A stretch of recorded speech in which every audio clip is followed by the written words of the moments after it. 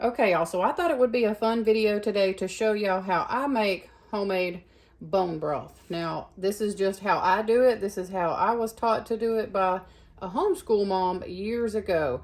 So what I've done is I have boiled two whole chickens, two whole organic cut up chickens, and I just boiled them in water, like with onion and celery and all of my seasonings.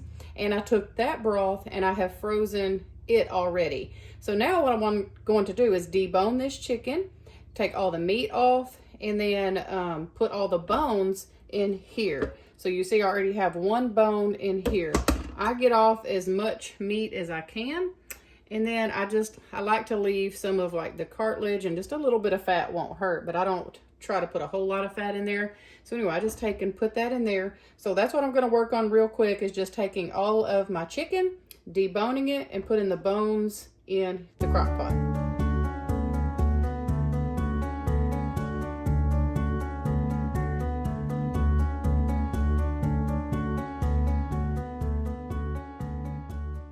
Okay, so now I have deboned and got all of the bones. This is just like, here's all the chicken that I'm gonna keep and freeze.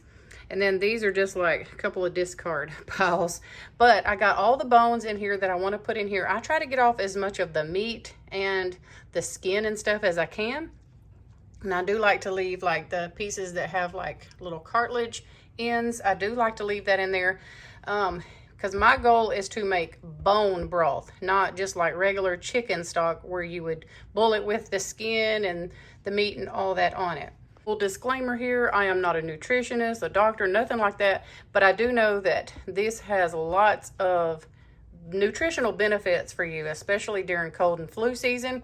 I put these in ice trays. I will take one or two out. Like, I'll show y'all in just a minute what I do. I strain it and put it in ice trays and all that. But from what I understand, from the information I have had for years and personal experience from using these, it is so good for you. And I like to start making this and stocking up on this, especially for the fall and winter season coming up. I will just save my bones and put them in the freezer if I don't have time to do this part. Just know that you can do that. And I would highly recommend you use organic chicken, not just a chicken that's been on hormones and all kind of antibiotics and everything else. I buy organic meat. So this is an organic chicken that's sourced here in Texas. So let me show y'all what I do to the bones once I get them, once I get them in the crock pot. Okay, I probably could have used a bigger crock pot, but it's too late now because I'm not changing it. I'm not washing this. So what I do is, once I have all the bones in here, is I take just good old water. I use filtered water from my refrigerator, and cover everything up. You don't want to go too full, but you want to make sure that you are covering the bones. And this is just barely going to make it.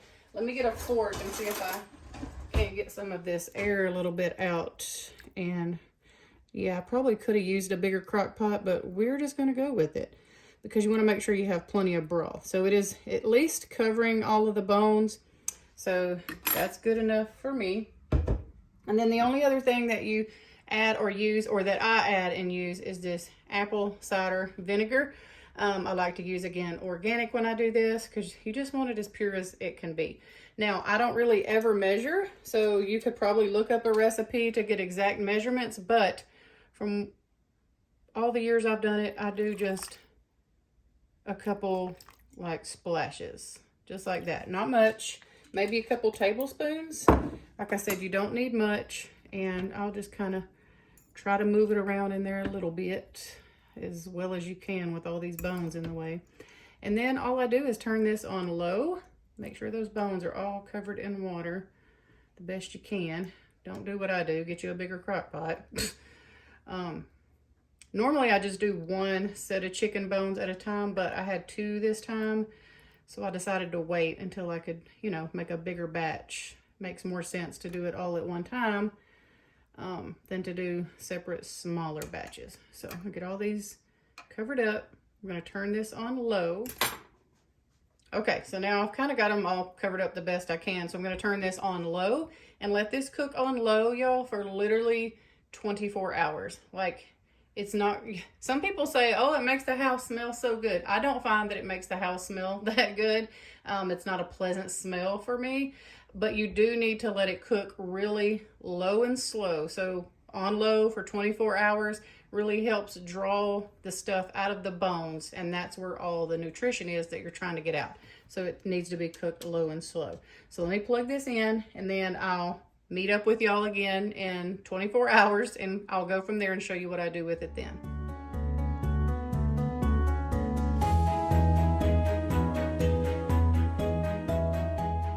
Okay, y'all, so it has been, well, it's been over 24 hours because we had to go out of town and just got home. So it's probably been 24, probably been about 28 hours, honestly. But it looks good. I just turned it off about 30 minutes ago, and I'm gonna let it cool completely down. Actually, I might go ahead and strain it and then let it cool completely down. Yeah, I think that's what I'll do. But I wanted to show y'all that this is what it looks like after it's been cooking on low for at least 24 hours, but mine's been going about 28. And you really don't want to let it go like too much longer than that. I think 24 is a good number to shoot for, but like I said, we were out of town and didn't make it back like I thought we would, but it's okay. A few hours over is not going to hurt anything. So I'm going to go ahead and strain this and then let it cool down. But I'm going to show y'all how I actually put these in the freezer for future use also.